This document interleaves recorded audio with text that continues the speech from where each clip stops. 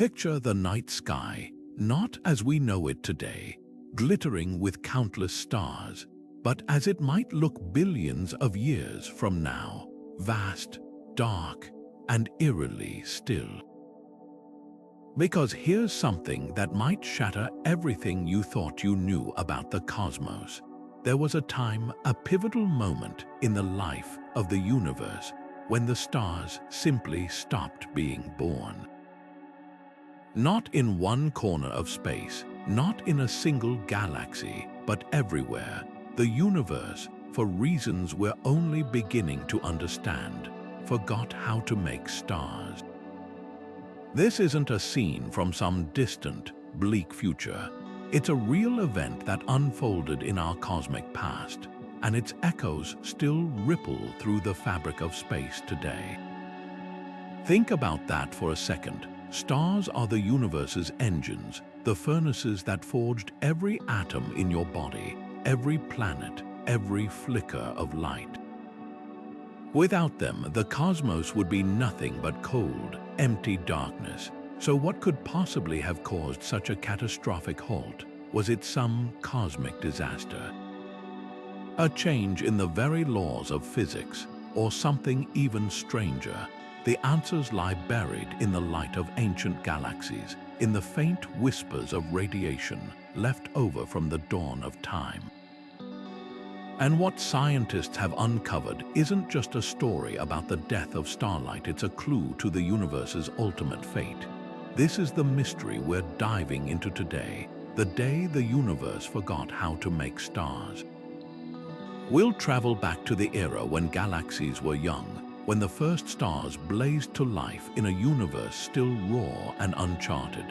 We'll see how astronomers pieced together this staggering discovery, using telescopes that act like time machines, peering deeper into the past than ever before. And most haunting of all, we'll confront what came after the eerie silence, the galaxies growing older and dimmer, and the unsettling question of whether it could happen again. By the end of this journey, you won't just see the night sky the same way. You'll feel the weight of its silence. So let's begin. To understand why the universe's sudden inability to make stars was so catastrophic, we first need to grasp how stars are born in the first place. Picture an enormous cloud of gas and dust floating through space, cold, dark, and silent. These cosmic nurseries, called molecular clouds, are where the magic begins. Over millions of years, gravity starts pulling these particles together, slowly condensing them into dense clumps. As the pressure and temperature at the core rise, something extraordinary happens. Hydrogen atoms, squeezed tighter and tighter, finally fuse into helium. That moment when nuclear fusion ignites is the birth of a star. But here's the catch: stars don't form in isolation. They rely on a delicate balance of ingredients and conditions.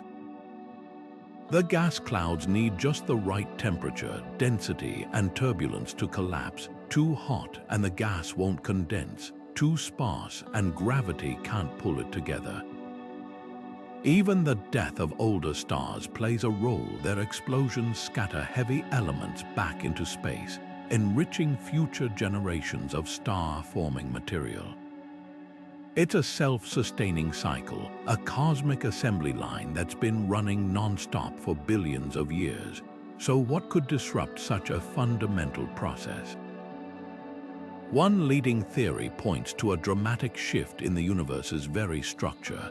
As galaxies grew older and more massive, their gravity pulled in vast amounts of gas, but instead of forming new stars, that gas got too hot. Supermassive black holes at the centers of galaxies began spewing out intense radiation, heating up the surrounding material so much that it couldn't cool down and collapse.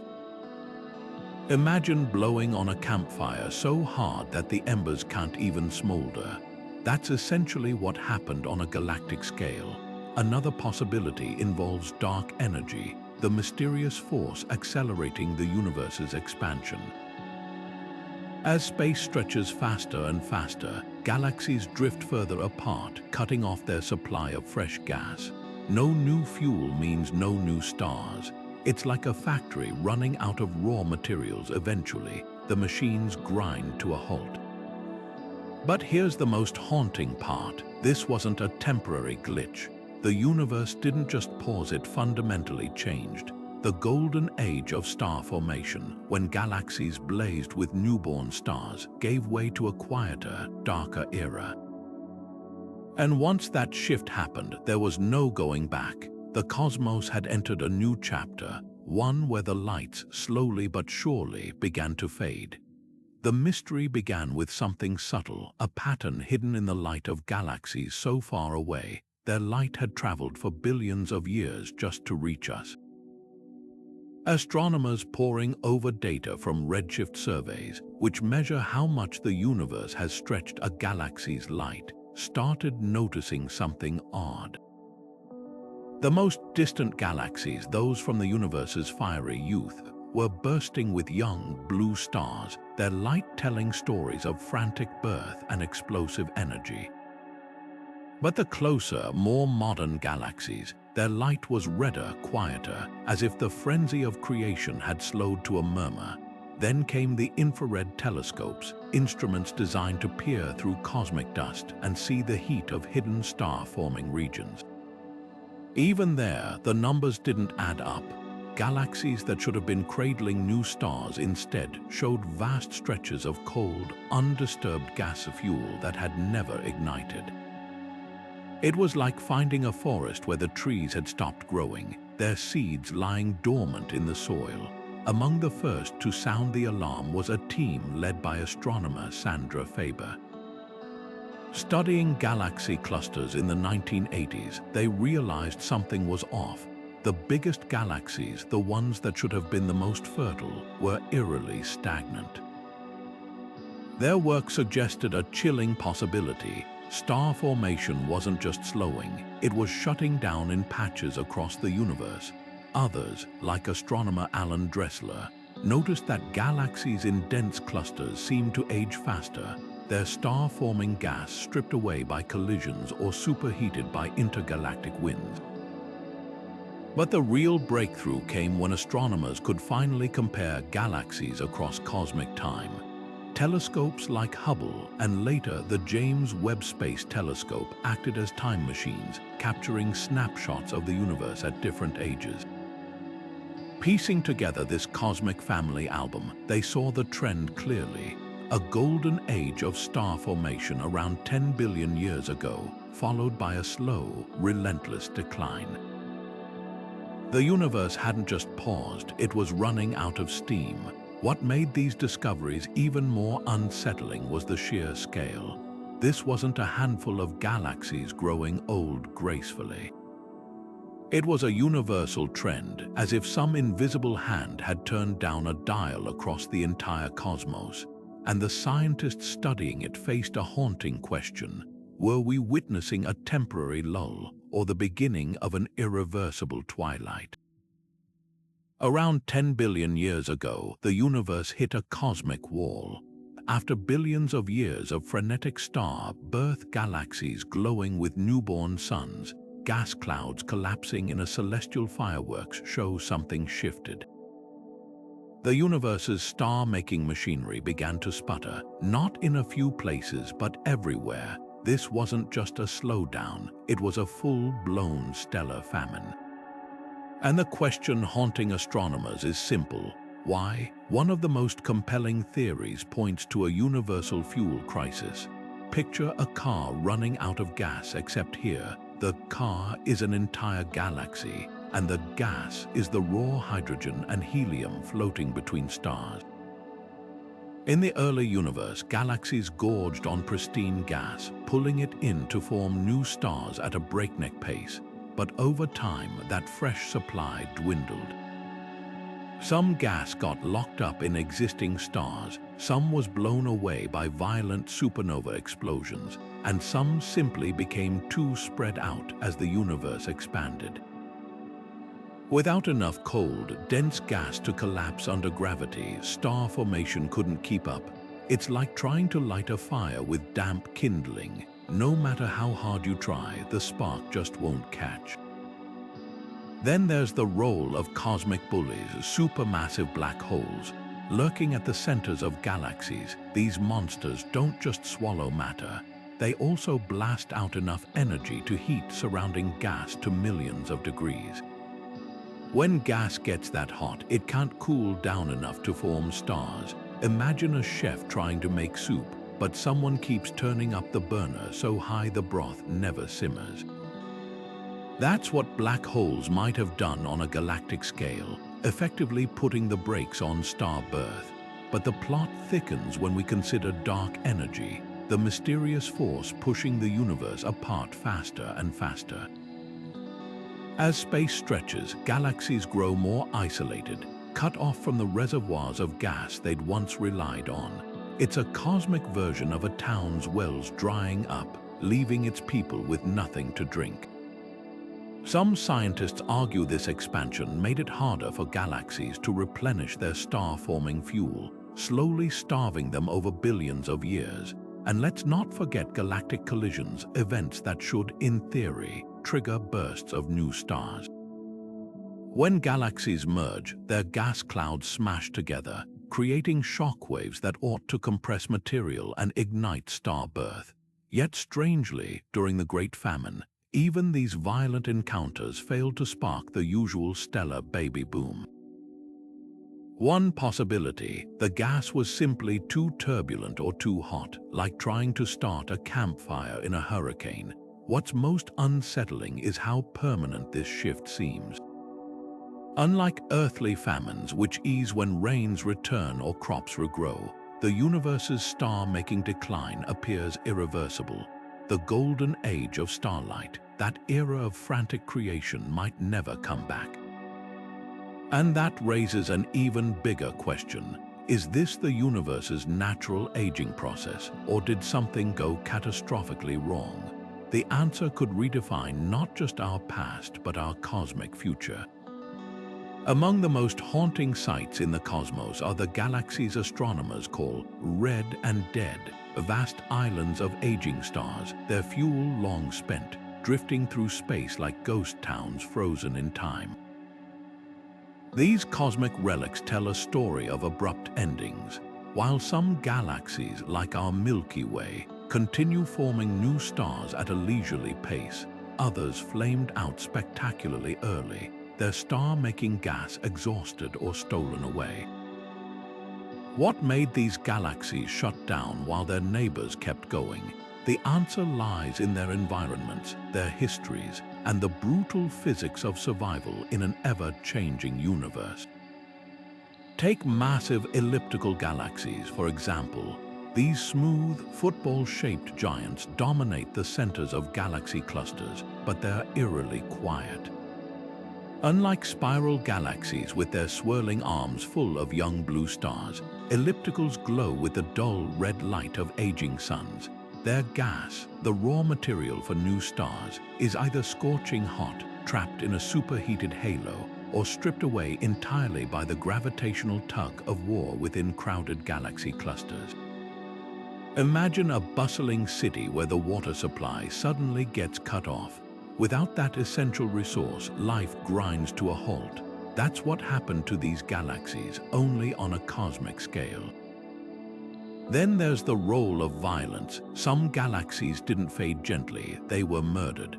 When galaxies collide, the resulting chaos can trigger one of two outcomes: a burst of new stars or a catastrophic shutdown. In dense galaxy clusters, the space between galaxies isn't empty. It's filled with a thin, searing hot gas called the intracluster medium. As a galaxy plows through this superheated fog, its own cool gas, the kind needed to form stars, gets ripped away in a process called ram pressure stripping. It's like driving through a sandstorm with your windows down. Pretty soon, everything inside gets scoured clean. But strangest of all are the quenched galaxy systems that stopped forming stars while still rich in gas.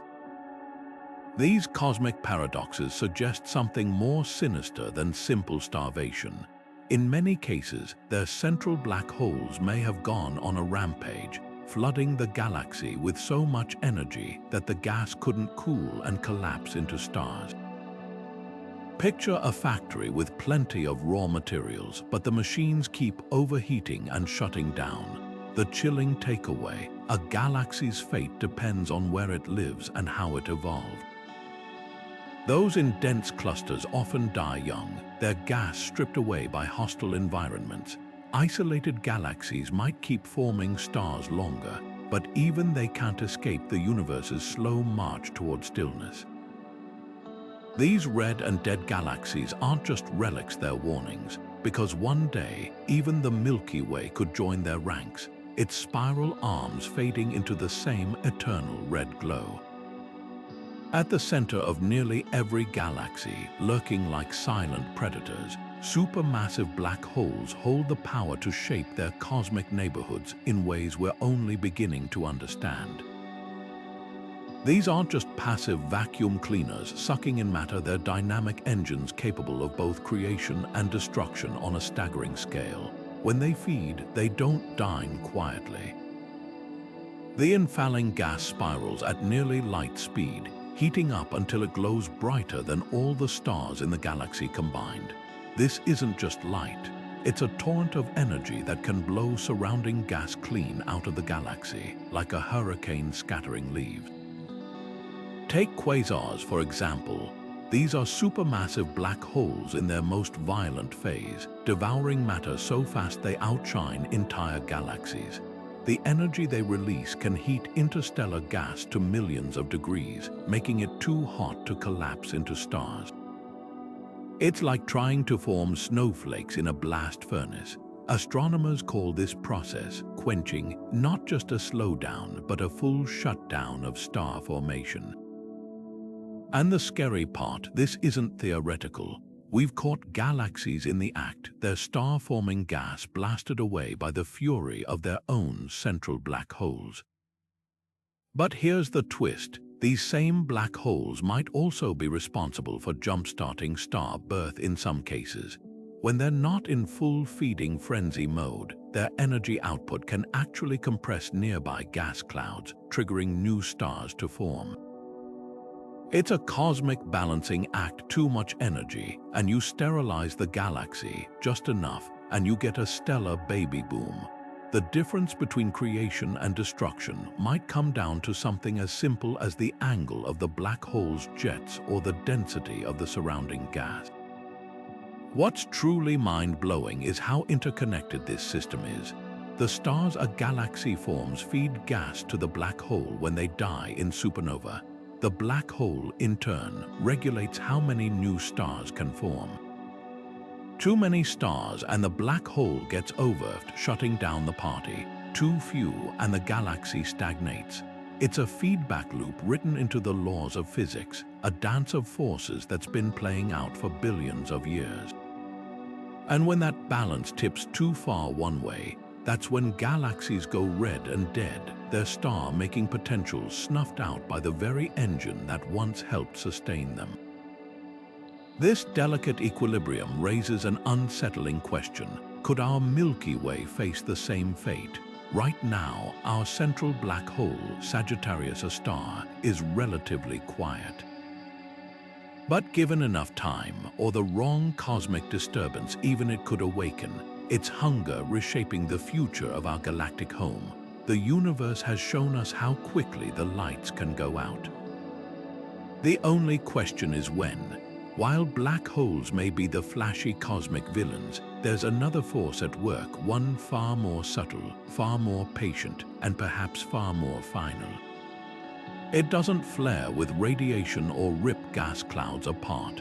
Instead, it works in the quiet between galaxies, stretching the very fabric of space itself. This is dark energy, the universe's most mysterious player, and its fingerprints might be all over the great star formation shutdown. Think of space not as emptiness, but as a living, breathing thing, one that's been growing since the Big Bang. For billions of years, gravity fought to pull everything together, slowing that expansion. But then, around 5 billion years ago, something flipped. The universe started expanding faster, as if an invisible hand had pressed down on cosmic gas pedal. That hand, dark energy. Unlike gravity, which tugs matter together, dark energy pushes space apart. The more space expands, the more dark energy there is to push even harder. It's a runaway train with no brakes. Now picture what that means for star formation. Galaxies aren't isolated islands. They're connected by rivers of gas, thin streams of hydrogen and helium that flow between them, replenishing the fuel for new stars. But as dark energy accelerates the expansion, those rivers stretch thinner and thinner. The gas becomes more diffuse, like trying to gather mist with your hands. Even worse, the space between galaxies grows so vast that fresh gas can't flow in fast enough to replace what's used up. Star formation doesn't just slow, it starves. Here's where it gets eerie. Dark energy doesn't just separate galaxies, it changes their very structure. In a younger universe, galaxies grew by merging, their collisions triggering fireworks of new stars. But now, as space stretches faster, those collisions are becoming rare. Galaxies are left isolated, growing older without fresh infusions of gas or the spark of galactic encounters. It's like a forest where the trees can no longer spread their seeds. Each generation grows smaller, weaker, until eventually nothing sprouts at all, the most chilling part. This isn't speculation. Astronomers have measured the slowdown in star formation and found it aligns suspiciously well with the rise of dark energy's dominance. The timeline matches. As expansion accelerated, star birth plummeted, and unlike black hole feedback or galactic collisions, there's no way to fight back against dark energy. It's woven into space itself, a fundamental part of the universe's architecture. But dark energy doesn't just dim the lights, it rewrites the rules. In the distant future, as expansion grows exponentially faster, even individual galaxies may be torn apart. Gas clouds will stretch too thin to collapse. Stars will drift apart, their light redshifted into oblivion. The universe won't just forget how to make stars, it will lose the very conditions needed to remember. Dark energy isn't just a culprit in the star formation shutdown. It might be the author of the cosmos' final, silent chapter. Imagine the universe as a giant recycling plant, where gas is the currency of creation. For billions of years, this system worked flawlessly. Stars formed, lived, and died, returning their enriched remains back into the cosmic pool to birth new generations. But now something's broken. The gas is vanishing, and astronomers are scrambling to figure out where it went. Because without it, the universe's star-making machine grinds to a halt. First, let's follow the gas trail into the hearts of stars themselves. Every shining sun is essentially a prison for interstellar matter. Hydrogen atoms fused into helium during a star's lifetime stay, locked away for millions or even trillions of years. Red dwarfs, the most common stars in the cosmos, are especially greedy. They burn so slowly, their fuel could remain trapped for longer than the current age of the universe. It's like stuffing money into a vault with no key. But stars don't just hoard gas, some spit it back out violently. When massive stars explode as supernova, they scatter heavy elements across space in spectacular fashion. You'd think this would replenish the galaxy's gas supply, but there's a catch. These explosions are so powerful, they can blast gas clean out of a galaxy's gravitational grip. Picture a fountain spraying water into the air. Some drops fall back into the pool, but others drift away forever. That's what happens to a galaxy's gas during supernova storms, especially in smaller galaxies with weaker gravity. Then there's the stealthy thief, galactic winds. Not the gentle breezes of Earth, but million-mile-per-hour gales driven by countless supernovae or the intense radiation of newborn stars. These winds sweep gas out of galaxies like leaves in a hurricane, dumping it into the vast nothingness between galaxies. The Virgo cluster, for example, is littered with ghostly clouds of gas, the stripped remains of galaxies that once brimmed with star-forming potential. But perhaps the strangest gas disappearance act happens in galaxy clusters. Here, the space between galaxies isn't empty, it's filled with superheated plasma, the scattered remains of countless cosmic collisions. When a galaxy drifts through this searing fog, its cool gas gets torn away in a process called ram pressure stripping. Astronomers have actually caught galaxies in the act, their gas tails stretching behind them like comet tails, a silent testimony to the universe's relentless scavenging. The unsettling truth: the universe isn't just running out of gas, it's systematically destroying its own supply. Some gets locked away in stellar prisons, some gets blown into the void, and some gets cooked into useless hot plasma. And unlike Earth's resources, this isn't a problem we can solve with better conservation. The laws of physics themselves seem rigged against eternal starlight. The real question isn't just where the gas went, it's whether anything could ever bring it back. Stars die spectacularly, scattering their guts across the cosmos in explosions that seed galaxies with fresh material for new stars. It's the ultimate act of cosmic recycling, except something's gone wrong. The math doesn't add up. All that gas and dust ejected by dying stars should be fueling a new generation of starlight, but instead, it's vanishing into the void or becoming useless. The universe's recycling program is breaking down, and the reasons reveal just how fragile star formation really is. Take a supernova, for instance. When a massive star explodes, it doesn't just sprinkle heavy elements gently back into space, it blasts them outward at thousands of miles per second. In small galaxies with weak gravity, that material can escape entirely, like confetti caught in a hurricane. But even in bigger galaxies, the gas doesn't settle down quietly.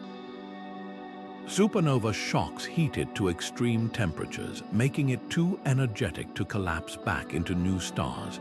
Picture trying to build a sandcastle during a thunderstorm. The raw materials are there, but the conditions are all wrong. Then there's the problem of galactic sprawl. In the early universe, galaxies were compact, their gas dense and ready to ignite. But over time, as galaxies grew through mergers and collisions, their gas reservoirs became more spread out. Think of pouring syrup into a glass of water.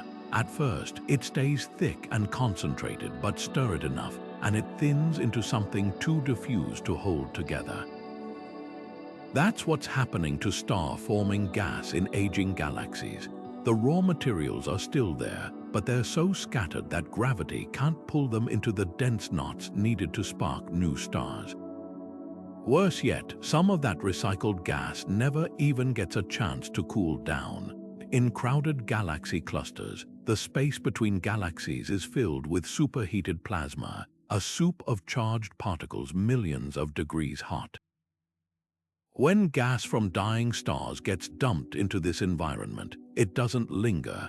It's flash-heated like a snowflake tossed into a furnace, becoming part of the scorching intergalactic medium. Once that happens, it's lost to star formation forever. But here's the cruelest twist. Even when gas does manage to stay cool enough to form stars, the universe has stacked the deck against it. Over time, supernova and stellar winds have enriched the cosmos with heavy elements: carbon, oxygen, iron, which should be a good thing. But these metals actually make gas less efficient at cooling. Pristine hydrogen and helium, the universe's original star-forming fuel, could radiate heat away easily, condensing faster into dense clouds. Metal-rich gas, on the other hand, glows less efficiently, staying warmer longer. It's like comparing water evaporating off a hot road versus molasses. The heavier stuff just sticks around, too sluggish to collapse. So the next time you look up at the night sky, remember, those stars aren't just burning, they're fighting against a universe that's slowly turning off the taps. The cosmic recycling program is failing, not because the materials are gone, but because the conditions to use them are disappearing. And with every generation of stars that dies, the chances of rebirth grow slimmer. Our Milky Way seems like a bustling hub of starlight today, but it's actually a shadow of its former self. Rewind 10 billion years, and you'd find a galaxy in overdrive birthing stars at a rate 10 times faster than it does now. Back then, vast clouds of pristine gas collapsed into fiery new suns at a staggering pace, lighting up spiral arms with blue-white brilliance. Fast forward to the present, and the Milky Way has settled into a quieter rhythm, producing only 1 or 2 new stars each year. It's the difference between a roaring bonfire and a handful of embers still clinging to warmth. So what changed? The Milky Way's slowdown isn't just a quirk, it's part of the same cosmic trend affecting galaxies across the universe. Much of our galaxy's original hydrogen fuel has been locked away in aging stars or blown into deep space by supernova explosions. What remains is increasingly polluted with heavier elements, making it harder for gas clouds to cool and collapse. Imagine trying to freeze syrup instead of water. It resists forming the dense, cold cores needed to ignite new stars. Even our galaxy's majestic spiral arms, once vibrant stellar nurseries, now host fewer and fewer pockets of active star birth.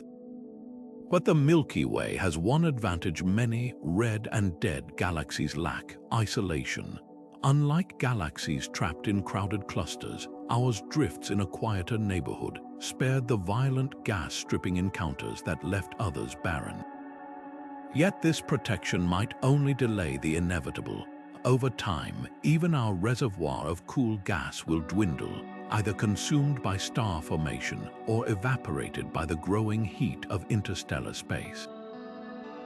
Some simulations suggest the Milky Way has maybe 5 billion years left of meaningful star production before it, too, begins its long fade into the red. What's truly sobering is the ripple effect this has on planets and potential life. Stars like our Sun are the Goldilocks zones of the cosmos, not too massive, not too dim, with lifetimes long enough for life to emerge. But as star formation slows, the balance shifts. Future generations of stars will trend toward smaller, dimmer red dwarf stars that might burn for trillions of years but bathe their planets in harsh flares and tidal locks. The era of Sun-like stars, with their stable, life-friendly orbits, is tied to the Milky Way's golden age of gas-rich abundance. Once that fuel runs low, the recipe for Earth-like worlds becomes far rarer. The Milky Way's fate isn't sealed yet, though. There's still a chance for late-stage surprises. A collision with the Andromeda Galaxy in 4 billion years could send shockwaves through our gas reserves, potentially triggering one last burst of star formation. But like a dying fire flaring up when stirred, it would only postpone the cooling ashes. The deeper lesson here is that galaxies, like stars, have life cycles. Ours just happens to be in a comfortable middle age, still vibrant, but with the first whispers of twilight on the horizon.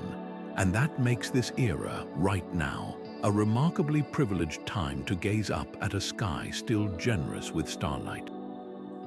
To witness the universe's star-forming shutdown firsthand, astronomers rely on the closest thing we have to time machines, telescopes like Hubble and the James Webb Space Telescope. These instruments don't just capture light, they catch whispers from the past. When you look at a galaxy a billion light-years away, you're not seeing it as it is today, but as it was a billion years ago, its light only now reaching us after an epic journey across space. It's like finding a letter lost in the mail for centuries, its words frozen in time. Hubble, with its deep field images, first revealed the universe's youthful frenzy, galaxies packed with blue, newborn stars, their light tinged with the blush of creation. But it was JWST infrared eyes that peeled back another layer, spotting galaxies so ancient their light had stretched into invisible wavelengths, like a song played so slowly it becomes a deep hum.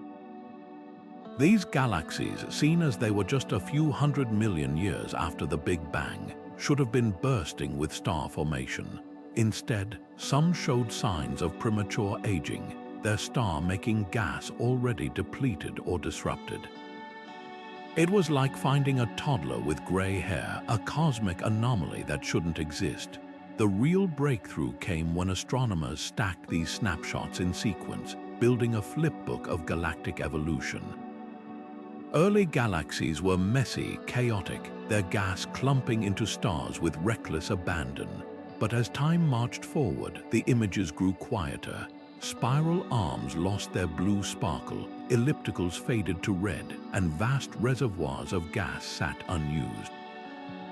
JWST even caught some galaxies in the act of quenching their star formation snuffed out so abruptly, it left behind a ghostly imprint of half-formed stellar nurseries. Imagine walking into a bakery to find the ovens cold, dough left uneaten on the counter, but the most startling revelation, the shutdown wasn't uniform. Some galaxies died young, their gas stripped away by violent encounters or supermassive black holes. Others faded slowly, like embers cooling in a dying fire. And a few, like our Milky Way, found a precarious balance, rationing their remaining fuel. This patchwork pattern suggests there's no single culprit, but a conspiracy of cosmic forces working in tandem. Telescopes didn't just show us the universe's past, they exposed the fingerprints of its unraveling. What's truly humbling is realizing these images are more than data. They're obituaries for a lost era of starlight. Every galaxy JWST and Hubble capture is already ancient history, their fate sealed long before Earth even formed. We're not just observers of this cosmic decline, we're latecomers to a story already in its final chapters.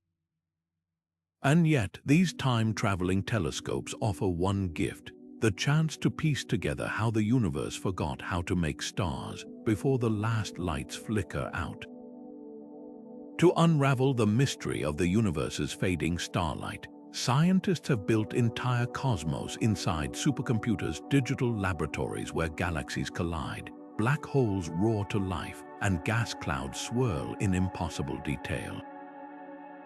These aren't just animations, they're virtual universes governed by the same laws of physics as our own, allowing researchers to rewind time, tweak variables, and witness cosmic evolution play out in ways telescopes can't capture. One such simulation, JWST, spans billions of virtual light years, tracking trillions of particles as gravity sculpts them into galaxies, stars, and black holes. The goal, to pinpoint the exact moment the universe's star-making engine began to sputter, and why. The simulations reveal a delicate dance of destruction and creation. Take galactic collisions. When two spiral galaxies merge in these digital realms, their gas clouds should compress, triggering a fireworks display of new stars. Yet the models show something stranger. The resulting elliptical galaxy often ends up red and dead far sooner than expected. Why? The answer lies in the chaos of the merger itself. As galaxies intertwine, their supermassive black holes sink to the center, feasting on gas until they unleash enough energy to heat or eject the surrounding fuel. It's like tossing a lit match into a pile of kindling, only to have a sudden wind blow out the flames before they catch. But black holes aren't the only culprits. Simulations like Eagle and Fire highlight another villain, cosmic environment. Galaxies born in dense clusters face a brutal fate. As they plunge through superheated intergalactic gas, their star-forming fuel gets stripped away, a process called ram pressure stripping.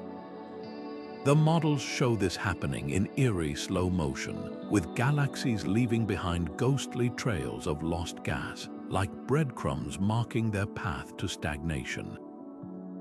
Meanwhile, isolated galaxies in the same simulations manage to cling to their gas longer, forming stars at a steadier pace. The verdict, location, matters as much as physics. Perhaps most haunting are the feedback loops these digital universes expose. When stars form, they eventually die in supernova, whose explosions can either enrich nearby gas with heavy elements or blow it away entirely.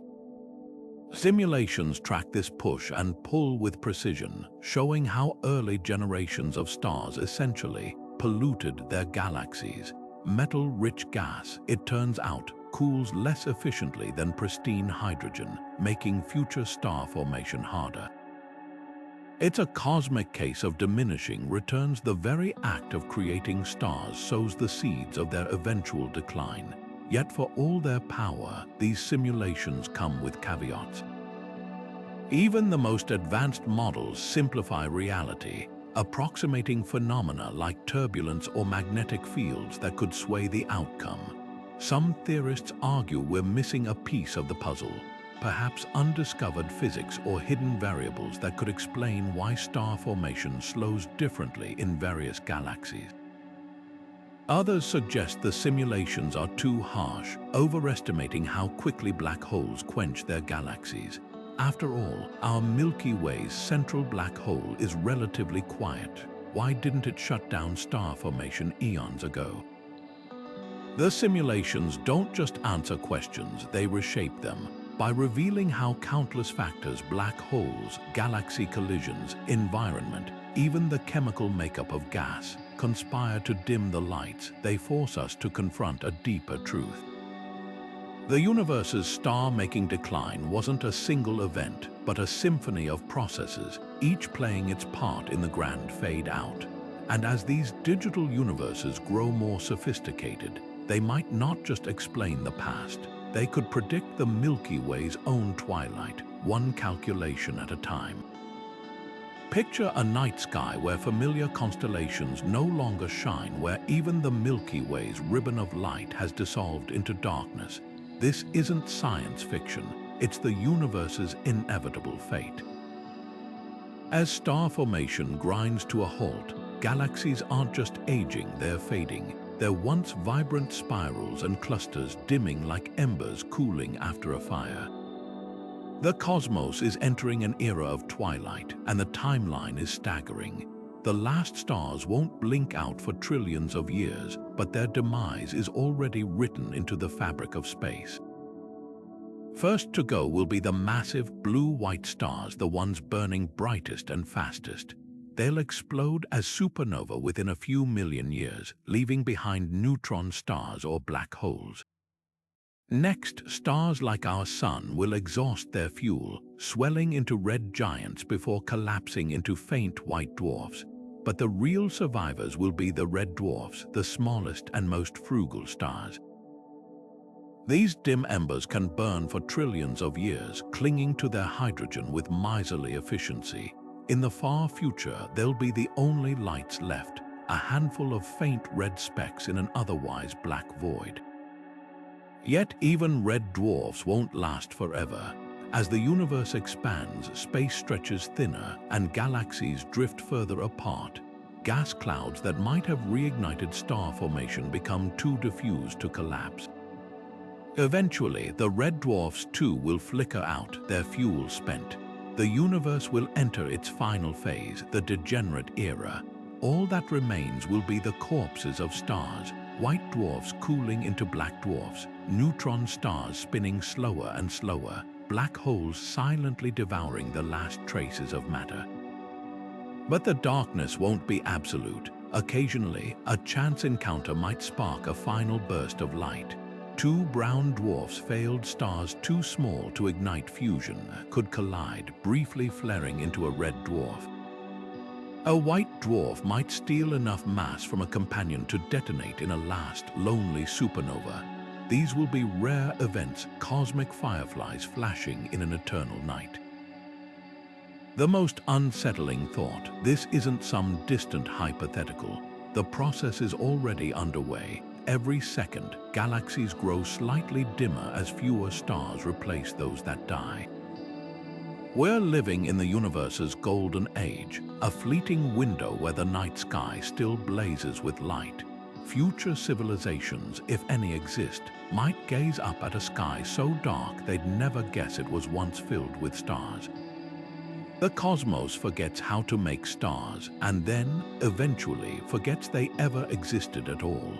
Imagine a civilization born in the far future, when the last generation of stars has already flickered to life. Their night sky holds no newborn suns, no glittering nurseries of gas and dust, just the fading glow of aging red dwarfs and the ghostly remnants of long-dead giants. For them, the concept of a universe brimming with starlight would sound like mythology. Yet life might still find a way, clinging to existence in a cosmos growing colder by the eon.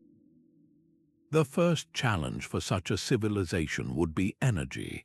Stars aren't just light sources, they're cosmic power plants, converting mass into radiation over billions of years. In their absence, future beings might turn to more exotic alternatives. Picture vast Dyson swarms encircling white dwarfs, capturing their residual heat. Or imagine tapping into the spin of neutron stars, harvesting energy from their furious rotation like water wheels in a river of space-time. Even black holes could become batteries, their accretion disks glowing faintly with the last traces of infalling matter. But energy is only half the battle. Life also requires complexity, elements heavier than hydrogen and helium, forged in stellar cores and scattered by supernova. In a star-poor universe, these building blocks become vanishingly rare. Future civilizations might become cosmic recyclers, meticulously salvaging every atom from dead stars and planets. Asteroids, comets, even the atmospheres of frozen worlds could be mined for precious carbon, oxygen, and iron. It's the ultimate test of sustainability, a society living entirely on borrowed time and borrowed matter. The psychological toll could be just as daunting. For us, the night sky is a tapestry of creation, proof that the universe is alive with possibility. But for those living in the degenerate era, the darkness would press in on all sides, a constant reminder of entropy's slow victory. Their myths might speak of ancient times when stars were born, just as ours speak of gods shaping the world. Would such a civilization lose the drive to explore, to invent, when the cosmos itself seems exhausted? Or would the challenge ignite new ingenuity, pushing them to feats we can barely imagine? One chilling possibility is that intelligent life becomes nomadic, fleeing from dying star to dying star like refugees in a desert. Another is that it transitions into something unrecognizable, uploaded consciousnesses, thriving in supercooled quantum computers, drawing power from the last whispers of heat in the universe. Or perhaps life simply flickers out, its brief spark swallowed by the endless night. The irony is profound. We arose during the universe's most fertile era, surrounded by starlight and abundance. But the civilizations born in its twilight might achieve something even more remarkable: survival against impossible odds. Their story wouldn't be one of cosmic grandeur, but of resilience, a testament to life's stubborn refusal to let the darkness win. And that, in its own way, is just as awe-inspiring as the birth of a star. Amid the universe's slow fade, there are exceptions: galaxies that cheat death through violence. When two galaxies collide, their gravitational dance doesn't just reshape their stars, it can reignite the very fires of creation. Take the antennae galaxies, a pair of spirals locked in a cosmic tango. Hubble's images reveal their arms stretched into long, luminous streamers, while pockets of newborn stars blaze like fireworks in the chaos. These mergers are nature's reset button, compressing gas clouds so violently that they collapse into stellar nurseries at rates unseen in isolated galaxies. But why do collisions spark starbirth when so much of the universe is shutting down? The answer lies in the shockwaves rippling through galactic gas. As two galaxies intertwine, their clouds smash together, creating regions of extreme density. It's like squeezing a sponge soaked in gasoline. Apply enough pressure, and it ignites. The resulting baby stars are often massive and blue, their brilliance outshining entire galactic cores. The Tadpole Galaxy, with its iconic tail of scattered stars, showcases this perfectly. Its distorted shape tells the story of a recent collision, while its tail glows with the evidence of fresh stellar birth. Yet even these rebirths come with caveats. Not all mergers create stars. Some unleash chaos that shuts down formation entirely. When galaxies harbor supermassive black holes, their collision can funnel gas toward the cores, feeding the black holes into a frenzy. The resulting quasars blast out enough energy to sterilize entire galaxies, heating gas to temperatures where it can't collapse. It's a cosmic catch-22.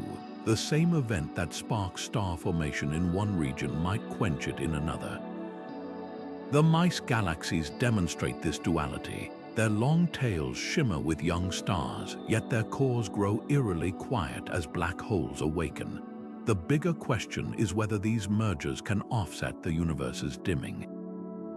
The math isn't optimistic. While a single collision might produce billions of new stars, the intervals between such events grow longer as the universe expands. Galaxies are drifting farther apart, reducing the chances of encounters. And even when they do collide, much of their gas gets blown away or heated beyond usefulness. The cosmic scales are tipping. Today's mergers are like sparks in a dying campfire, bright but fleeting. Still, there's a poetic irony here. The same force that builds galaxies' gravity also destroys them, yet occasionally gifts them a second act. For now, we're left to marvel at these rare celestial resurrections, knowing they're glimpses of a fading era. The universe may be forgetting how to make stars, but in its final chapters, it still remembers how to fight. Rogue stars are the universe's loners born in chaos or cast adrift. They wander the voids between galaxies with no cosmic home. These stellar outcasts didn't form in the orderly nurseries of spiral arms or dense clusters. Instead, some were hurled into the darkness by violent galactic collisions, the gravitational slingshot of a supermassive black hole, or the explosive kick of a supernova.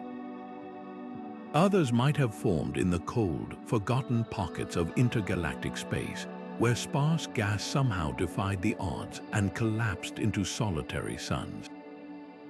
Their existence challenges everything we thought we knew about where and how stars could be born. Take hypervelocity stars, for example. These are massive, blue-white runners ejected from the Milky Way at speeds topping 1,000,000 miles per hour. Astronomers first spotted them streaking through the halo of our galaxy, their trajectories tracing back to the chaotic core where the supermassive black hole, Sagittarius A star, likely flung them outward like cosmic pinballs. Then there's CFBD Sir 2149, a rogue planet drifting untethered through space, glowing faintly with the residual heat of its formation. If objects like these can exist without a parent star, could entire stars form alone, far from any galaxy? The answer, surprisingly, is yes. Deep in the cosmic boondocks, astronomers have found isolated clouds of hydrogen gas collapsing directly into stars. No galaxy required. These runaway stellar births are rare, but they prove star formation isn't entirely dependent on galactic infrastructure. The Boomerang Nebula, a chilling expanse of gas and dust, might be the cradle of such a loner. its molecules inching toward a cold, slow collapse that could one day ignite a solitary star. But here's what makes these rogue stars extraordinary. They could be the last lights shining in the universe. While galaxies grow red and quiet, their gas exhausted or sterilized by black holes, these isolated stars burn untouched by the chaos. Unburdened by galactic collisions or the radiation of crowded stellar neighborhoods, they might sip their hydrogen fuel with glacial slowness, enduring long after their galactic cousins have faded. Red dwarfs, already the ultimate survivors, could last even longer in the emptiness of intergalactic space, where there's no competition for resources, no turbulence to disrupt their steady glow. Yet even these wanderers face a grim fate. Without galaxies to replenish the cosmos with new gas, the raw material for future stars, rogue or otherwise, will eventually vanish. The universe's loneliest stars may flicker on for trillions of years, but in the end, they too will cool into black dwarfs, their light joining the eternal darkness. Until then, they serve as a reminder. Even in a cosmos that's forgotten how to make stars, there are still rebels, still holdouts, still sparks refusing to be extinguished. Red dwarfs are the universe's ultimate survivors, tiny, dim, and astonishingly thrifty with their fuel. While massive stars blaze brightly and burn out in just millions of years, these modest embers hoard their hydrogen so carefully they could outlast every other object in the cosmos. Imagine a candle flickering for millennia compared to a firework's brief explosion. That's the difference between a red dwarf and its more flamboyant stellar siblings. What makes these stars so durable? It's all in their size. A typical red dwarf might weigh just a fraction of our sun, its core simmering at relatively low pressures. This gentle fusion process stretches their fuel supply to staggering lengths. Some could shine for 10 trillion years or more. To put that in perspective, the universe itself is only 13.8 billion years old. These stars could live 1,000 times longer than its current age, enduring long after galaxies fade and black holes evaporate, but their longevity comes with quirks. Red dwarfs are notoriously volatile, prone to violent flares that bathe their planets in deadly radiation. Planets orbiting in their habitable zones, the region where liquid water could exist, face a harsh reality: tidal locking. One side permanently faces the star, scorching under eternal daylight, while the other freezes in endless night. Yet despite these challenges, red dwarfs might be the last hospitable places for life in the distant future. As the universe grows colder and darker, their steady glow could offer refuge for civilizations desperate to cling to warmth. Even more intriguing is their potential to outlive the era of star formation entirely. While galaxies exhaust their gas and stop producing new stars, red dwarfs will still be in their infancy, barely a fraction of the way through their lifespans. Future astronomers, if any remain, might gaze up at a sky where these faint red dots are the only lights left, their constellations unchanging over eons. The Milky Way's spiral arms will have dissolved, its bright stars long dead, but red dwarfs like Proxima Centauri will still glow, silent witnesses to the universe's slow fade. Yet not even red dwarfs are immortal. Eventually, they too will exhaust their fuel, cooling into black dwarfs' cold, dark stellar remnants. But that fate lies so far in the future, it's almost incomprehensible.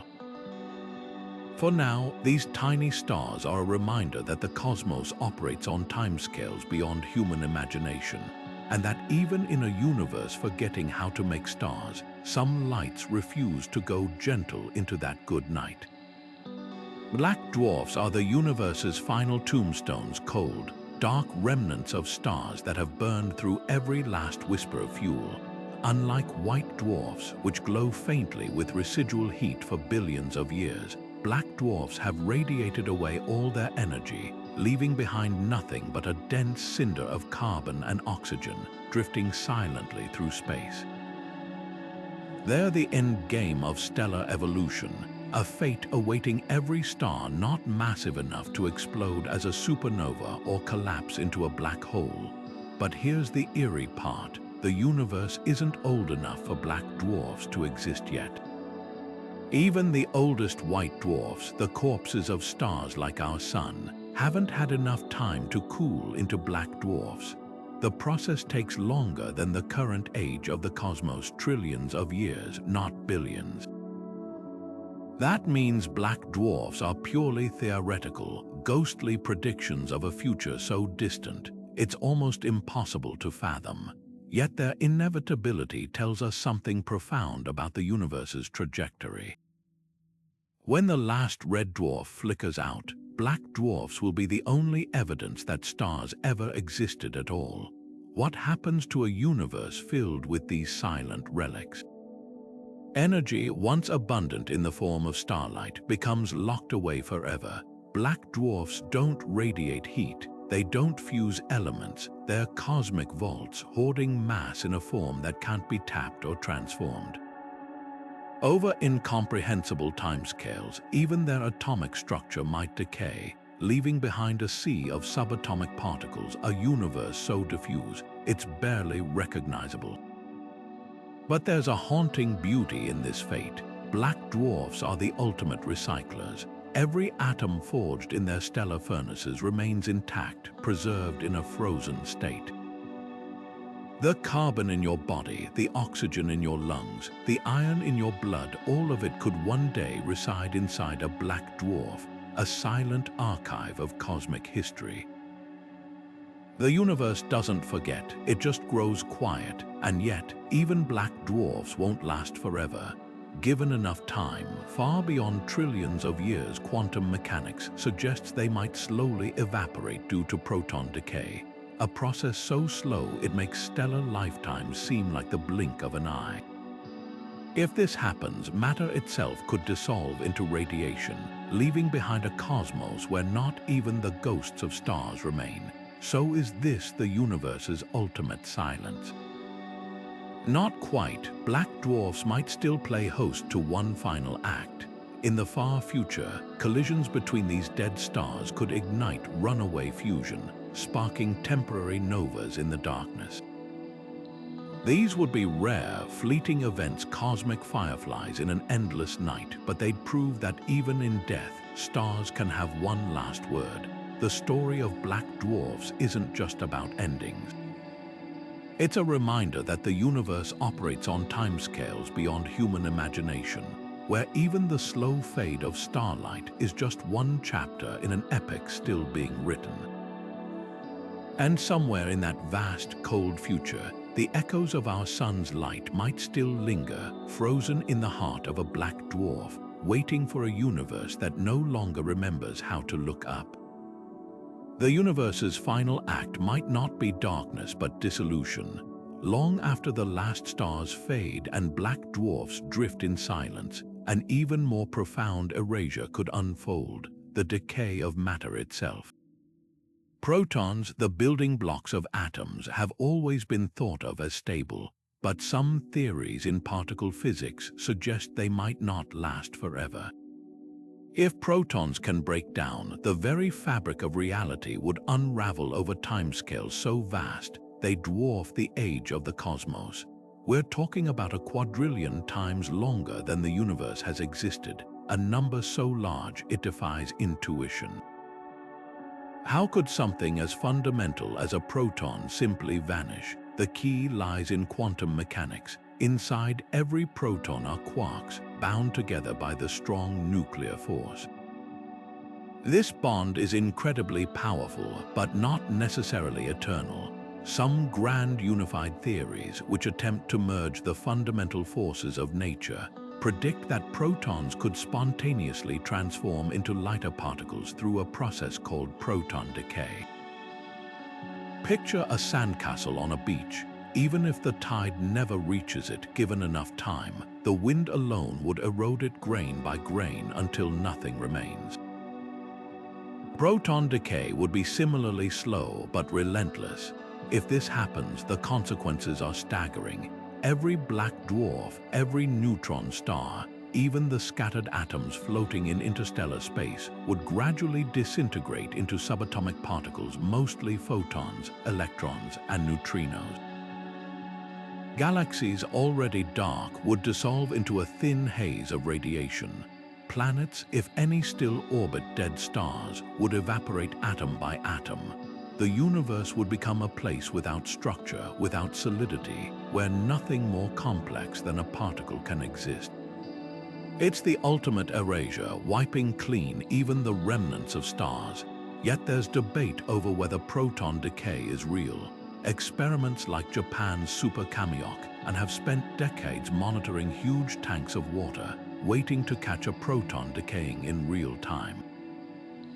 So far, none have been observed, suggesting protons might be more stable than some theories predicted.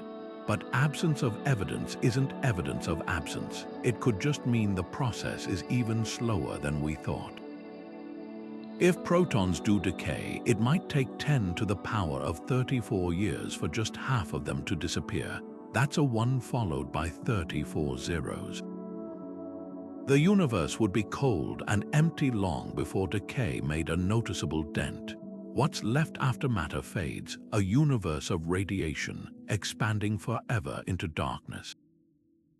Photons stretched to wavelengths longer than galaxies would carry no meaningful energy. Black holes, the last survivors, would eventually evaporate via Hawking radiation, leaving behind nothing but a whisper of particles. This is the era of degeneracy, not just the end of stars, but the end of stuff. No planets, no dust, no atoms, just a sea of particles so sparse they might never interact again. The chilling takeaway: the cosmos might not go out with a bang or a whimper, but with a slow, silent fade into nothingness. And yet, even this grim fate carries a strange beauty. The same laws that birthed galaxies and stars would, in the end, dissolve them. The universe forgets how to make stars, then forgets the stars ever were. But in that forgetting, it writes one last lesson: nothing, not even matter, lasts forever. Dark matter might be invisible, but its fingerprints are all over the cosmos, especially when it comes to star formation. Unlike ordinary matter, which clumps into stars and planets, dark matter doesn't interact with light or collide with atoms. Yet its gravitational pull is the unseen architect of galaxies, sculpting their shapes and determining their fate. Picture a spider's web. You might not see the silk, but you can't miss the way it holds everything together. That's dark matter's role in the universe, a hidden framework shaping the visible world. One of its most dramatic effects, dark matter halos. These vast, invisible cocoons envelop galaxies, their gravity trapping gas and dust like a cosmic net.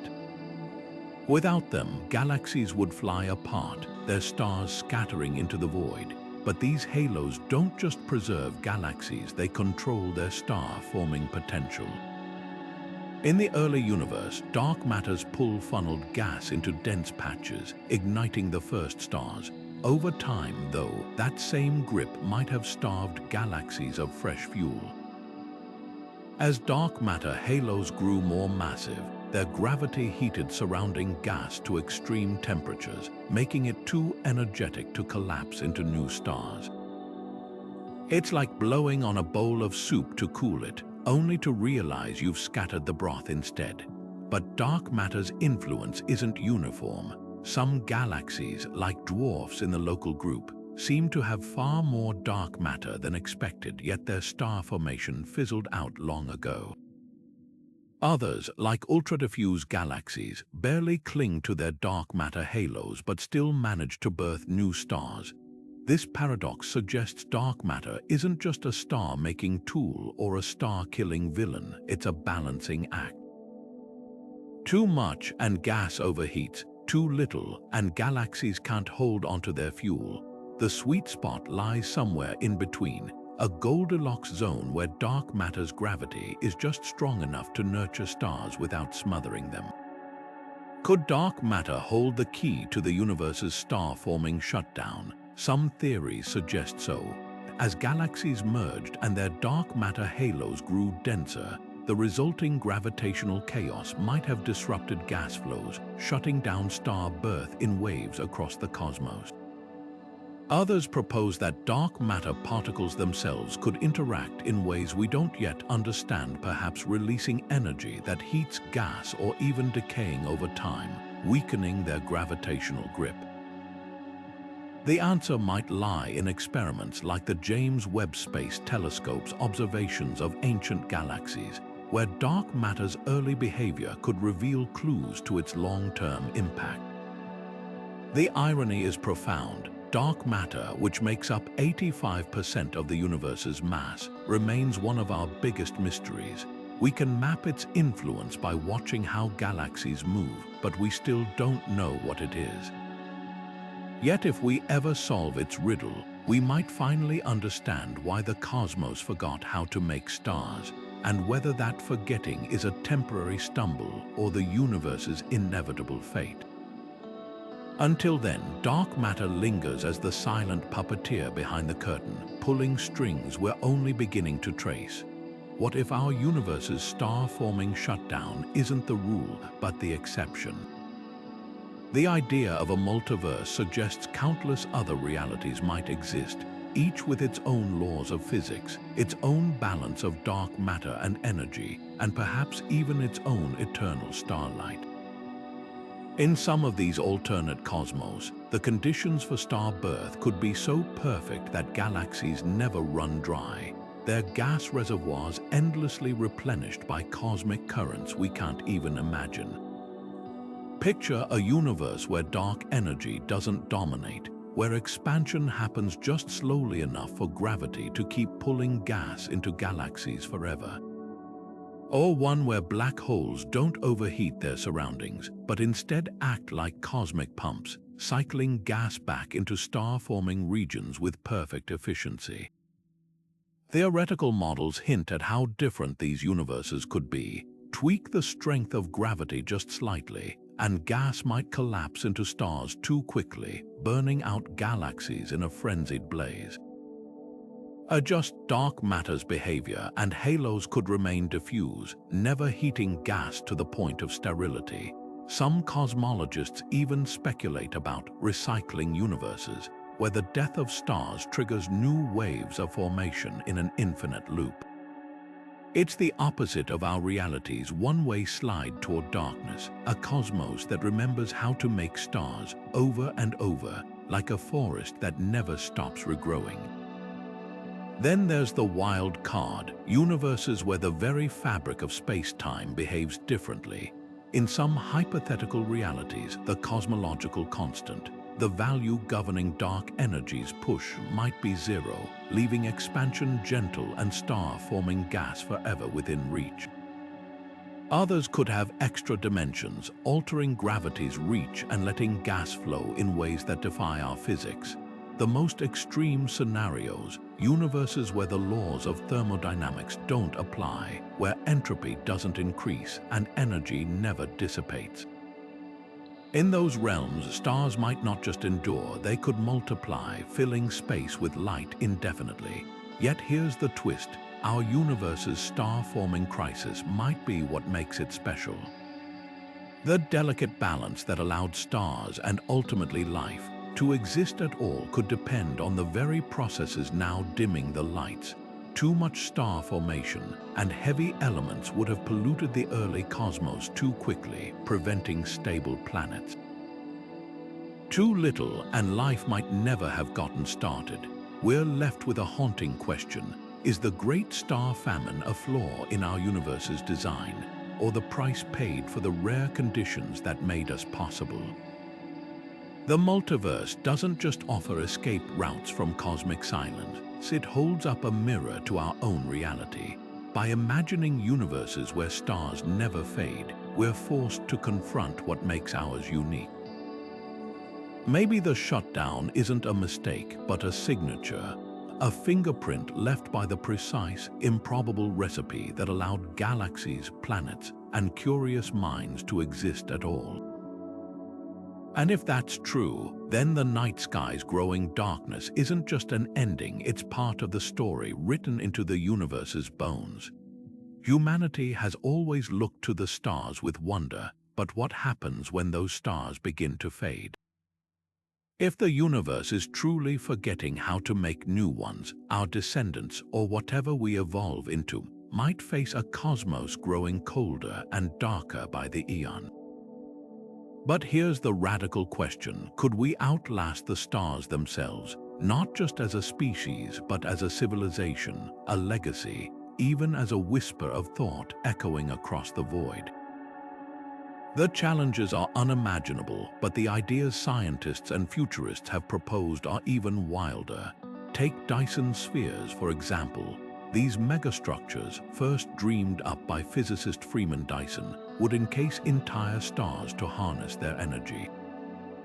Imagine a vast shell of solar panels or a swarm of orbiting mirrors, capturing every photon a star emits.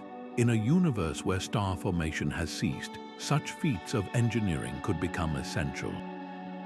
A civilization advanced enough to build them wouldn't just be surviving, they'd be curating stars as precious resources, stretching their light across millennia.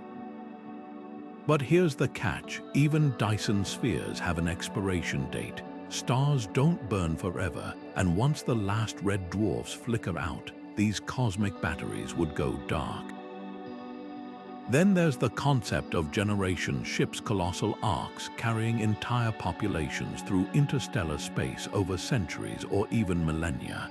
These wouldn't just be vessels, they'd be self-sustaining worlds, recycling every atom of air, water, and waste. Some theories suggest they could drift between the corpses of dead stars, scavenging hydrogen from frozen gas clouds or the atmospheres of rogue planets. But the logistics are staggering. How do you maintain a society in such isolation? How do you prevent genetic stagnation over 100,000 years? And what happens when the last star dies, leaving these nomads with no destination at all? Perhaps the most mind-bending solution is digital consciousness. If biological life is too fragile for a lightless cosmos, maybe intelligence could transcend it. Picture civilizations uploading their minds into quantum computers, running on the faint energy of black holes or the thermal gradients of cooling white dwarfs. Time would lose meaning for beings like these. 1,000,000 years might pass in what feels like seconds. They could hibernate between galaxies, waiting for rare events like colliding black holes to harvest energy. Some theories even suggest these digital minds might reshape reality itself, engineering new physics to survive beyond the death of matter. Yet for all these possibilities, one truth remains: the universe is indifferent to our survival. The same laws that allowed stars to form, planets to coalesce, and life to emerge will eventually erase the conditions that made us possible. The real legacy of humanity, or any intelligent life, might not be in lasting forever, but in understanding enough to see the end coming. To look into the abyss of cosmic time and say, "We were here," that alone is a triumph against the darkness. The stars may forget how to shine, but we don't have to forget what their light meant. In the race to unravel the universe's star-forming mystery, NASA and Nancy Grace Roman Space Telescope stands poised to rewrite the cosmic rulebook. Slated for launch in the mid-2020s, this revolutionary instrument isn't just another eye in the sky. It's a time machine with a panoramic view, capable of surveying vast swaths of the universe in infrared light. Unlike Hubble's narrow, deep-field glimpses or JWST targeted peaks, Roman will capture the equivalent of 100 Hubble ultra-deep fields in a single snapshot. That means spotting galaxies so faint and distant, they've been invisible until now, galaxies that could hold clues to why star birth peaked and then plummeted. But Roman's real power lies in its ability to map dark matter like never before. By measuring how light bends around invisible mass, a phenomenon called weak gravitational lensing, it could reveal how dark matter's scaffolding guided or disrupted the flow of star-forming gas across cosmic time. Picture tracing the veins of an ancient leaf long after it's crumbled to dust. If dark matter's behavior shifted as the universe expanded, Roman might catch it in the act, showing us whether this invisible hand strangled star formation or simply let it fade. Meanwhile, Europe's Euclid mission is tackling the same puzzle from another angle. Already in space, this dark matter hunter combines optical and infrared imaging to chart the universe's large-scale structure over 10 billion years. Euclid's specialty, spotting orphaned gas clouds, reservoirs of hydrogen that should have formed stars but didn't. These cosmic dead zones could point to where and why the universe's star-making recipe failed. Then there's the Vera C. Rubin Observatory, set to begin its decade-long legacy survey of space and time in 2025. With a 3.2 gigapixel camera, the largest ever built, it'll scan the entire southern sky every few nights, catching fleeting events like galaxy collisions in real time. Most exciting, Rubin could catch post-quench galaxies in their death throes, revealing whether star formation shuts off abruptly or sputters out slowly. Think of it as catching a forest's last trees mid-wilt, their leaves turning brown one by one. But perhaps the boldest idea comes from the proposed LUVOIR telescope, a behemoth with a mirror up to 15 meters wide. While still in planning stages, LUVOIR vision includes spectroscopy so precise, it could analyze the chemical fingerprints of individual stars in galaxies billions of light years away. That's like reading the ingredients of a cake baked when the universe was a toddler and figuring out why the recipe later went wrong. The data from these missions won't just fill textbooks, it could redefine our place in cosmic history. If we discover that star formation collapsed due to some fundamental shift in physical laws, it would mean the universe wasn't designed for perpetual light. But if the answer lies in local phenomena, black hole outbursts, galactic collisions, or environmental quirks, it leaves room for pockets of starbirth to persist. Either way, the next decade of astronomy promises something profound, not just solving a mystery, but learning whether the cosmos's dimming lights are a tragedy or just the turning of a page. For thousands of years, humans have looked to the stars not just for navigation, but for meaning, a celestial mirror reflecting our deepest questions about existence.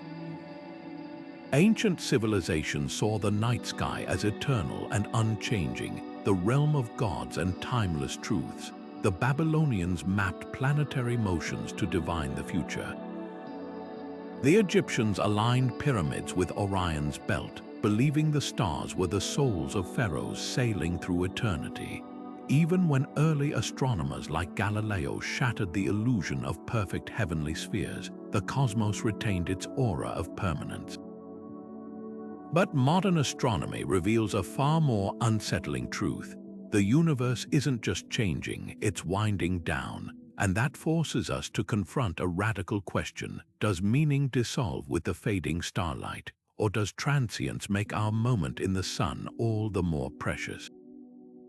Consider the contrast between ancient and modern cosmologies. The Norse envisioned Ragnarök, a fiery end where gods and monsters would perish, only for the world to be reborn. Hindu scriptures describe cycles of creation and destruction spanning trillions of years. These myths offered closure, even hope, but our scientific story lacks that cyclical comfort. The heat death of the universe, a state of maximum entropy where all energy dissipates, paints an ending with no renewal, no encore, just an endless, featureless equilibrium. At first glance, it's a vision that could make existence seem absurd, like throwing a party in a sinking ship. Yet there's another way to see it. The universe's impermanence might be what makes it meaningful. Think of cherry blossoms in Japanese culture, their beauty inseparable from their fleeting nature, or desert wildflowers that bloom for a single day after rare rains. Their scarcity doesn't diminish their value, it defines it. In a cosmos where stars blaze briefly against an infinite dark, doesn't that make their light more extraordinary? We're products of that same brief brilliance, our atoms forged in stellar furnaces, now arranged into beings who can ponder the very forces that made us. The poet Rilke wrote, "Beauty is nothing but the beginning of terror we're still just able to bear." The universe's mortality might be its most profound gift, a reminder that meaning isn't found in permanence, but in the courage to create it anyway. Science fiction often grapples with this tension. In Isaac Asimov's The Last Question, humanity spends eons trying to reverse entropy, only to discover the answer in the universe's final moments. Olaf Stapledon's Star Maker imagines civilizations rising and falling across galaxies, their struggles rendered insignificant by cosmic scales. These stories aren't just escapism, they're rehearsals for existential reckoning. They ask, if nothing lasts, does anything matter? The answer might lie in shifting our perspective. Instead of measuring meaning against eternity, we could embrace what philosopher Thomas Nagel called the view from nowhere, the idea that our tiny vantage point doesn't negate significance but frames it. A sunset isn't less beautiful because it ends. A symphony's power isn't diluted because its final note fades. Perhaps the real tragedy isn't the universe's eventual silence, but the chance we might face it alone. The Fermi Paradox, the unsettling absence of extraterrestrial civilizations, hints that intelligent life might be rarer than we thought. If so, we could be the universe's only witnesses to its own grandeur, the sole scribes of its story. That lends our curiosity an almost sacred weight. Every telescope pointed at the stars, every equation scrawled on a chalkboard, becomes a defiance of the dark. We're not just observers of cosmic history, we're its archivists, racing to decode the sky before the lights go out. So is there beauty in the universe's quiet demise. Maybe not in the ending itself, but in how we meet it. The stars don't mourn their own fading, they simply shine while they can. In that, they offer a model to create, to question, to connect while time remains. The cosmos forgets how to make stars, but it doesn't erase the ones that burned. Their light lingers, crossing space long after their sources vanish.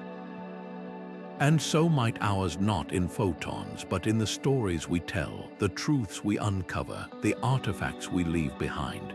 The universe's transience isn't a verdict on meaning, it's an invitation to craft our own.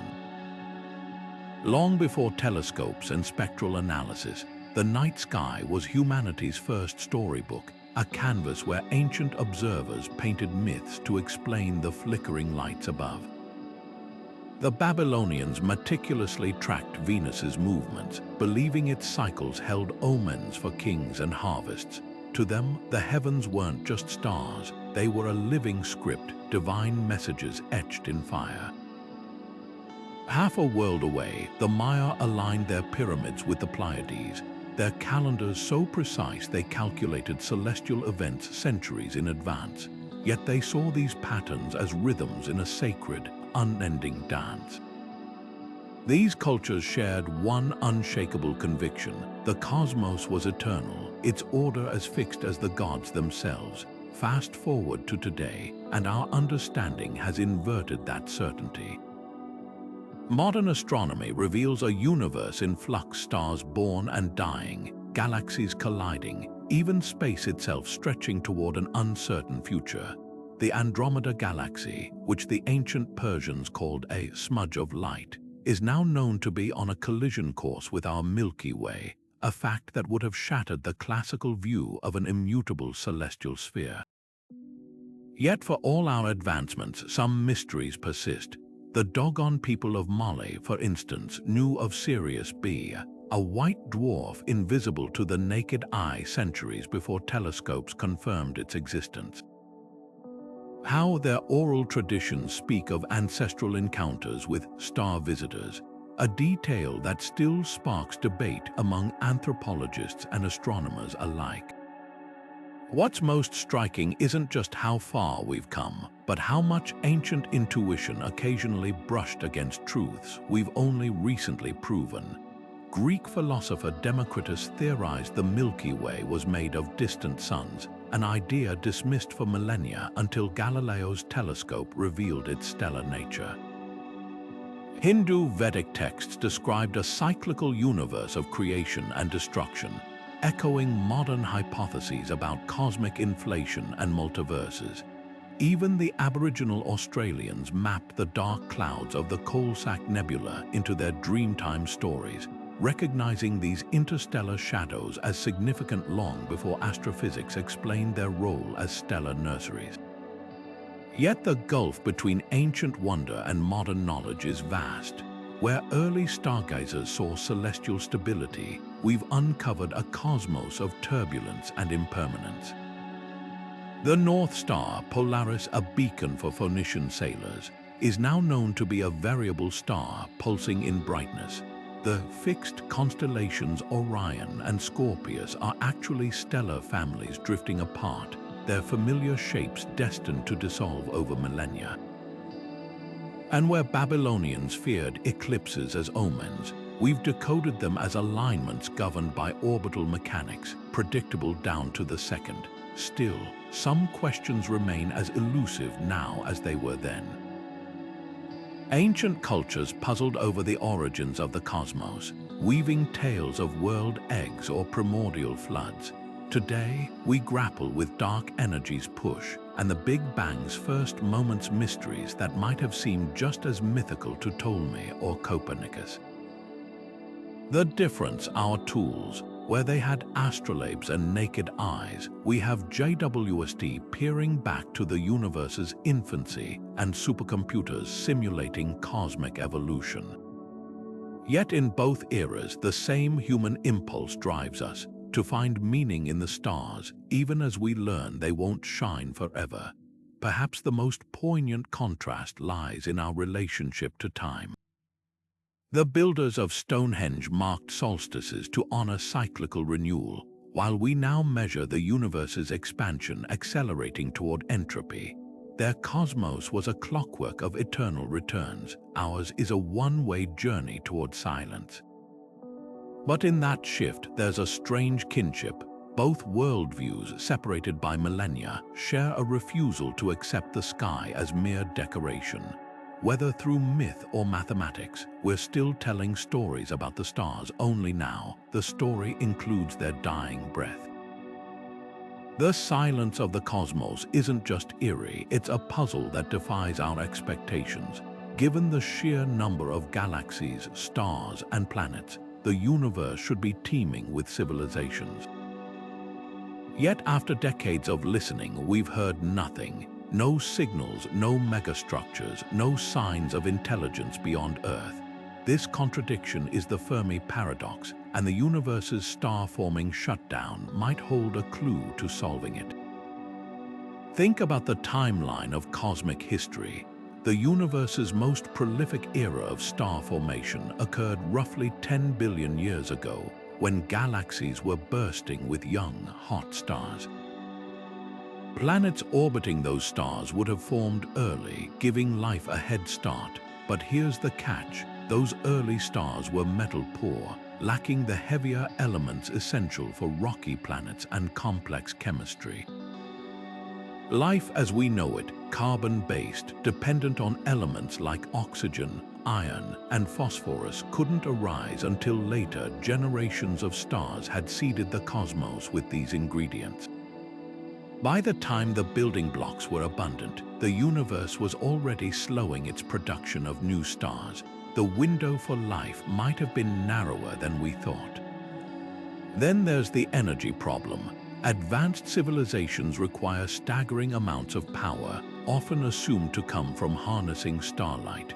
But if galaxies are running out of fuel, their stars growing dimmer and farther apart, the energy available to any would-be civilization dwindles.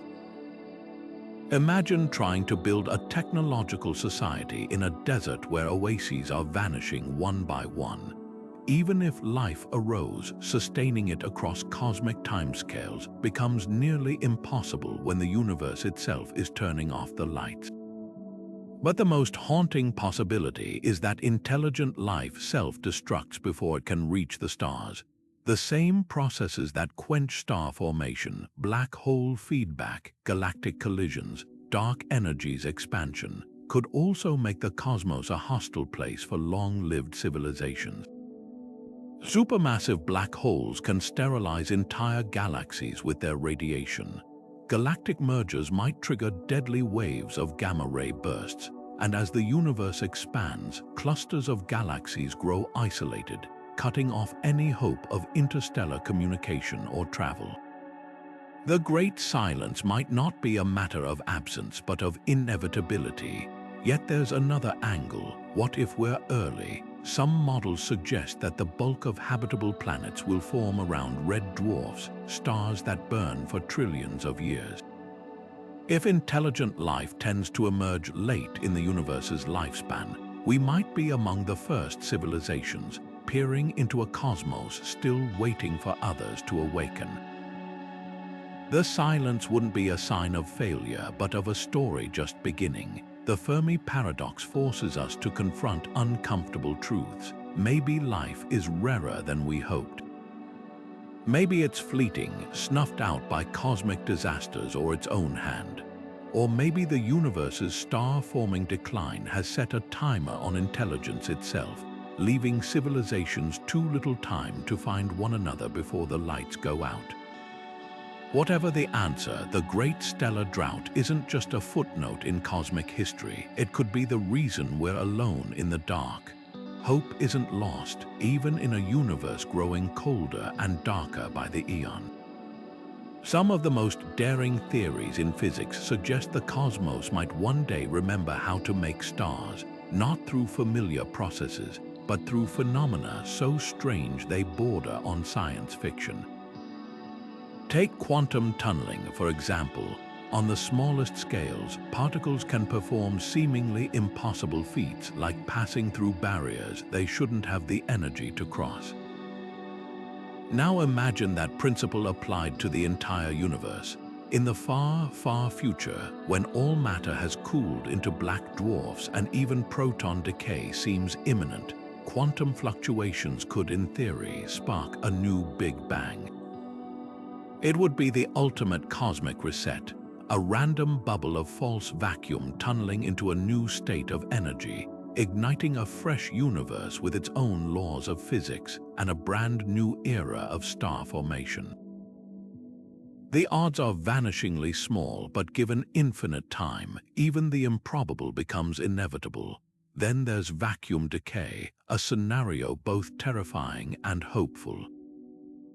Our universe might exist in a metastable state, a valley of stability in an energy landscape riddled with deeper pits.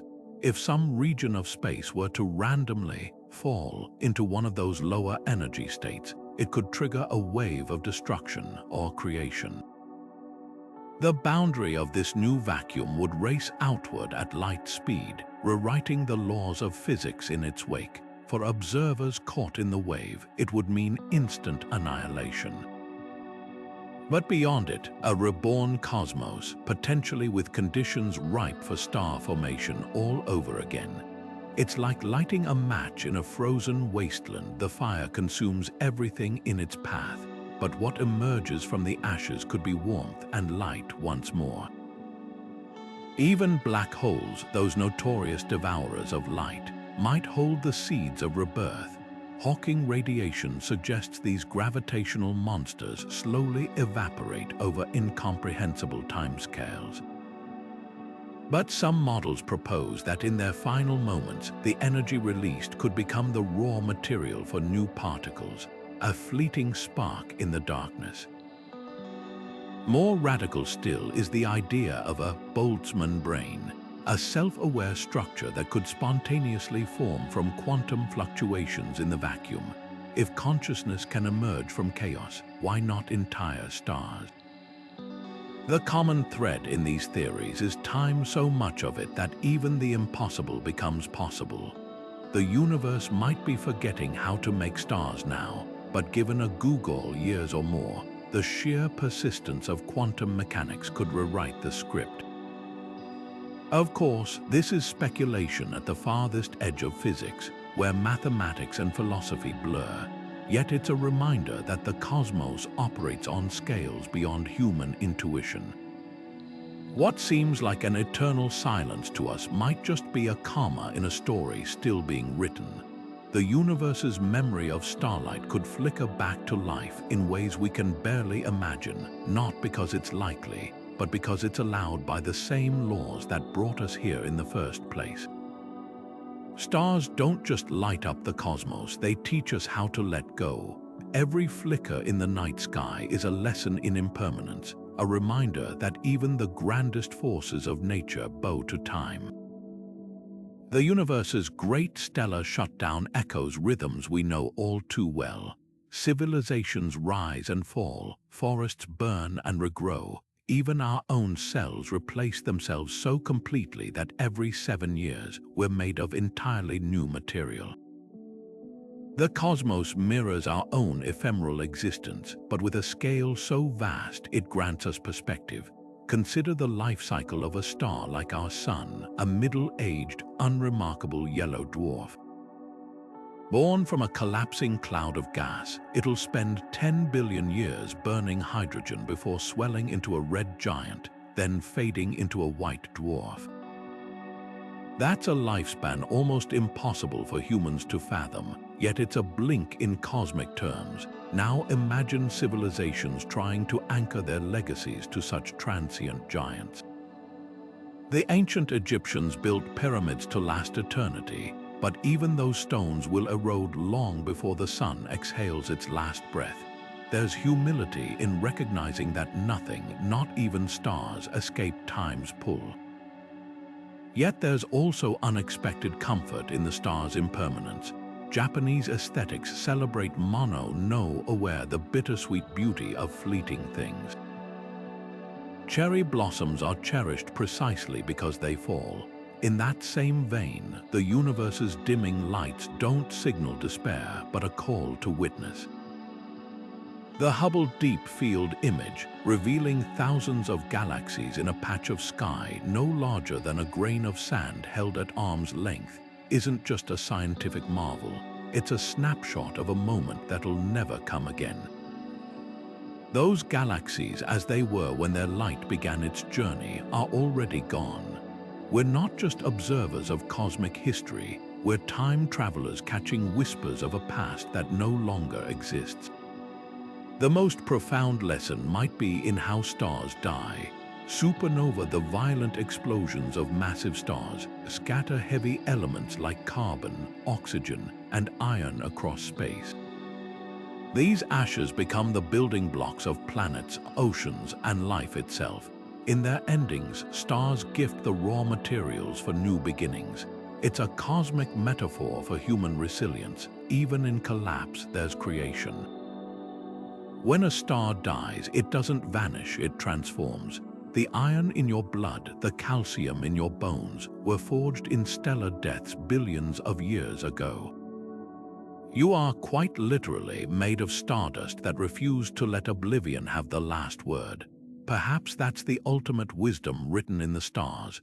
The universe doesn't fight its own transience, it embraces it, using each ending as fuel for what comes next.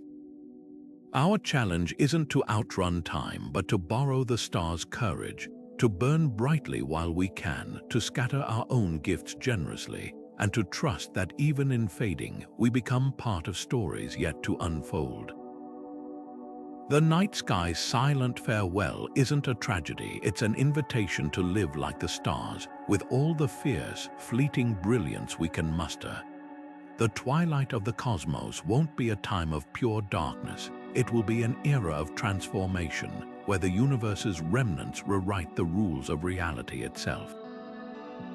Picture a future so distant that even the last red dwarfs have cooled into black dwarfs, leaving black holes as the sole rulers of a nearly empty cosmos. These gravitational behemoths, once thought to be eternal, will face their own demise through a process as strange as it is inevitable: Hawking radiation. Named after physicist Stephen Hawking, this phenomenon occurs when a black hole slowly leaks energy at its event horizon, shedding particles until it vanishes in a final, faint burst of gamma rays. Imagine a glacier melting grain by grain over eons, except here, the glacier is a singularity, and the melting is a whisper of quantum physics echoing across eternity. But the real spectacle begins when black holes dominate the universe's final act. In this era, they'll be the only sources of structure, their gravity dictating the motion of whatever matter remains. Yet even they won't last forever. As space expands and matter thins, black holes will starve, their growth stunted by the absence of new material to consume. The largest supermassive black holes like Sagittarius, a star, could linger for up to a googol years. That's a 1 followed by 100 zeros. But eventually, they too will evaporate, their energy dissipating into the void. The universe's last light won't come from stars, but from these dying black holes, their final flashes like fireflies in an endless night. Yet the strangeness doesn't stop there. As protons, the building blocks of atoms, begin to decay, matter itself will unravel. If current theories hold, protons might not be stable over unimaginable timescales. Trillions upon trillions of years from now, the iron cores of dead stars, the frozen remnants of planets, even the dust floating between galaxies could spontaneously disintegrate into subatomic particles. Picture a sandcastle dissolving not grain by grain, but atom by atom, its very structure vanishing into quantum foam. This process, known as proton decay, would mark the end of solidity itself, leaving behind a universe where nothing more complex than electrons and neutrinos can exist. But even in this desolation, there's room for wonder. Quantum fluctuations, the same chaotic dances that birthed particles in the early universe, could spark brief, eerie phenomena. Virtual particles might spontaneously form Boltzmann brains, fleeting configurations of matter that, by sheer chance, achieve consciousness for a split second before dissolving back into the vacuum. These hypothetical entities wouldn't be alive in any traditional sense, but they'd represent the universe's last, desperate attempt to observe itself. It's a haunting thought. In the absence of stars or civilizations, the cosmos might still produce moments of awareness, like embers flaring up in a cold fireplace. And then there's dark energy's final trick. As expansion accelerates, galaxies beyond our local group will vanish over the cosmic horizon, their light stretched beyond detectability.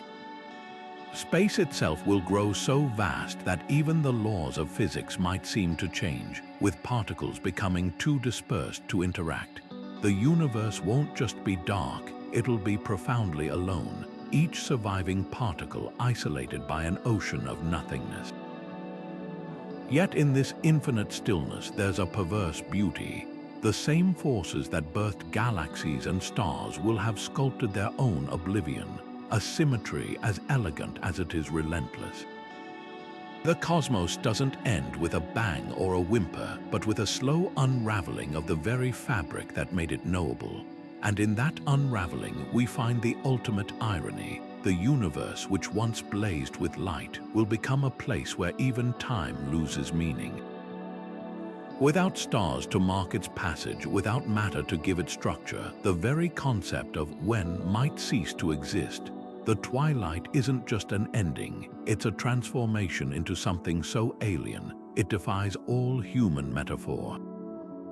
And yet, in its final act, the universe might still hold one last surprise, the possibility that from nothingness, something new could always emerge. The day the universe forgot how to make stars isn't just a footnote in cosmic history. It's a revelation that reshapes how we see everything. Think about it. The same forces that lit up the cosmos with galaxies and nebulae are now quietly turning out the lights, not with a bang, but with a slow, inevitable sigh. This turning point forces us to confront a truth we often ignore. Nothing lasts forever, not even the stars. But here's the twist. Understanding this doesn't diminish the universe's grandeur. It magnifies it. The fact that we're here at all, in this fleeting golden age of starlight, able to piece together the story of the cosmos from its faintest whispers, is nothing short of miraculous. Consider the scale of what we've uncovered. Billions of years ago, the universe was a raging furnace of star birth, galaxies colliding and merging in a frenzy of creation. Fast forward to today, and those same galaxies are growing older, quieter, their gas reservoirs depleted or too hot to ignite new stars. Yet in that decline, we've found something extraordinary, a cosmic rhythm, a heartbeat that pulses across eons. The universe isn't static, it's a living, evolving entity with seasons just like Earth's. Only instead of spring and winter, it has eras of fire and eras of frost. What does this mean for us? It's a humbling reminder that we're not just observers of the cosmos, we're participants.